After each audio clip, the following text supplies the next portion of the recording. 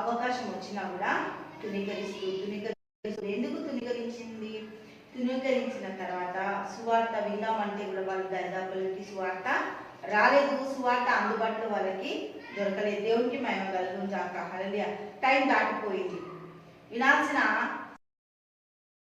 వాళ్ళకి మళ్ళీ సువార్త కొరకు ఎదురు చూసిన సువార్త వాళ్ళకి దొరకలేదు. దేవునికి మహిమ కలుగును. మార్చుకునే టైం వాళ్ళకి మళ్ళీ రాలేదు. దేవునికి మహిమ కలుగును గాక. చేతులారా వారి జీవితాన్ని నాశనం చేసుకున్నారు. మహాహేరోదు మనోడు కదా ఈ అగ్రిప్ప ఒక కుమార్తె ఎవరు? ద్రుసిల్లాకి ఒక అక్క ఉంది, బెర్నకే. అక్క పేరేంటి? బెర్నకే. దేవునికి మహిమ కలుగును గాక. ఆమె ఈ బైబిల్ గ్రంథంలో రాసింది, కానీ అక్కకి ఇంకొక అక్క ఉంది. హల్లెలూయా. ఈ ద్రుసిల్లాకి ఇద్దరు అక్కలు. ద్రుసిల్లా చిన్నది, అందరికంటే ఆఖరిది. దేవునికి స్తోత్రం. బెర్నీకి పేరు బైబిల్లో రాసింది, కానీ బెర్నీకి అక్క పేరు బైబిల్లో రాసలేదు. చరిత్రలో కనుక మనం చూస్తే తన పేరు మరియం.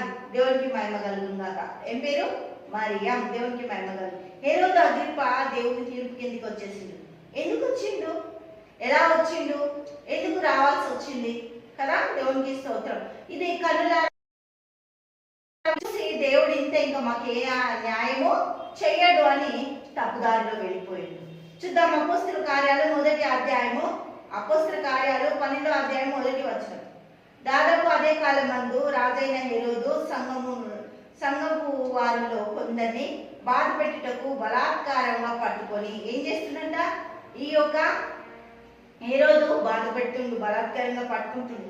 యోహాను సహోదరుడైన యాకోబును ఖడ్గంతో చంపించెను. ఇది యూదులకు ఇష్టమైన కార్యం అని తెలుసుకొని పేతురుని కూడా పట్టుకొని ఆ దినం పులియని రొట్టెల పండుగ దినములు అతన్ని పట్టుకొని చెరసాలలో వేయించి పస్కా పండుగైన పిమ్మట ప్రజల ఎదురుకు అతన్ని తేవలేనని ఉద్దేశించి అతనికి కావలి కాయుటకు 4 చతుష్టాష్టముల సైనికులను అతనిని అప్పగించెను. దేవునికి స్తోత్రం.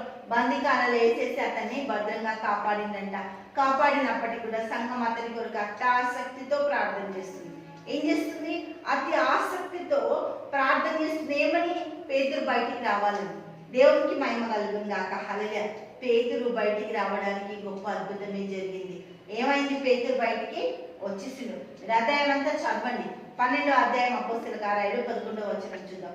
పేతురుకు తెలివి వచ్చి ప్రభుదూత తనను పంపి హేరోదు చేతిలో నుండి యూదులను ప్రజలను నాకు చేయనుద్దేశించిన వాటన్నిటి నుండి నన్ను తప్పించి ఉన్నాడని ఇప్పుడు నాకు నిజముగా తెలియనని అనుకున్నాను. ఇట్లా ఆలోచించుకొని అతడు మారు పేరు గల యోహాను తల్లి అయిన మరియ ఇంటికి వచ్చాను. అక్కడ అనేకులు కూడి ప్రార్థన చేయించుండిరి. దేవునికి స్తోత్రం.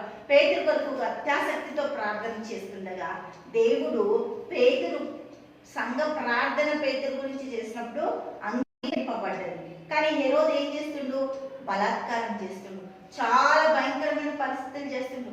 అందరిని చంపించేస్తుండు. అక్కడ ఉన్న ప్రజలందరినీ కూడా ఖడ్గాలతోటి నరికించేస్తుండు, చెరసాలలో వేయిస్తుండు. యేసుక్రీస్తు నిజమైన దేవుడు అని ఎవరు చెప్పొద్దు అని భయంకరమైన పరిస్థితులు తీసుకొస్తుండు. ఆ యేసుక్రీస్తు ప్రభు వాక్యమే ద్రుసిల్లా దగ్గరికి వచ్చింది. అందుకే ఆమె అంగీకరించట్లేదు. తండ్రి చేసిన దుష్కార్యాలని చూసింది కాబట్టి తన సొంత రక్షకుడిగా అంగీకరించట్లేదు. ఎందుకు అంగీకరించట్లేదు? మళ్ళీ చూద్దాం. దేవునికి మహిమ కలుగును గాక. హల్లెలూయా. తండ్రి స్తోత్రాలు, గొప్ప అద్భుతకల్లా ఆశ్చర్యకల్లా నీకు స్తుతులు స్తోత్రాలు చెల్లిస్తున్నాం. అన్ని నీ బిడ్డలను ఆశీర్వదించి దీవించి సహాయత దయచేయండి. నీ కృపను అనుగ్రహించండి. నీ దయ దయచేయండి.